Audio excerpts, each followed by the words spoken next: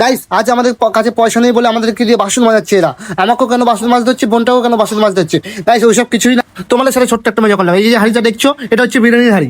আর আমরা আজকে পিকনিক করবো, তাই বলে বৃষ্টির দিনে কি ভাবলাম, খিচুড়ি তো সবাই করে, তাই আমরা করলাম একটু ইউনিক, সবাই বিরিয়ানি খাই, আমরাও বিরিয়ানি খাবো। তাই জন্য তো বন্ধুদের সাথে সাথ মিলিয়ে আমরা লেগে পড়লাম রান্না করতে। আর এই যে আমাদের রাঁধুনিকে দেখছো না, এই হচ্ছে পোত পাকা ছেলে পুলে সব। এদের যারা এরা এ তো এখন থেকেই বলছে আমি সব বিরিয়ানি একাই খাবো না, জাস্ট একটু আর কি মারলাম। এই যে আমাদের রাঁধুনিকে দেখছো না, এ খুবই সুন্দর রান্না করে।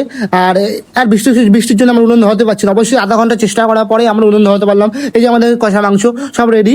হট করে বৃষ্টিতে চলে আসলে সবাই প্লাস্টিক টাঙিয়ে চারজন চারদিকে ধরে রেখেছে। ঠিক আছে, যত বৃষ্টি হোক আমরা বিরিয়ানি খাবোই। আর আমি একটু মজা করে নিলাম। আর বৃষ্টিটা এত জোরেই হলো আমাদের পিকনিকটা ভঙ্গ করতে হলো। কিছু একে যখন পড়েছি, একবার গ্যাস এখানে নিয়ে যাচ্ছি, একবার নিয়ে আসছি, এই করছি আমরা সবাই। তো ওখানে অবশ্যই সবকিছু ভিজে যাওয়ার পরে আর এত বৃষ্টি হওয়ার জন্য আমরা ভিডিওটা করতে পারিনি। আর আমাদের বিরিয়ানি ফুল কমপ্লিট রেডি। আর দুপুরবেলায় তখন 2টো বাজে, আমার সব বিরিয়ানি কমপ্লিট হয়ে গেছে। আর এই সবাই এখানে ক্লাবে আমরা সবাই খাচ্ছি।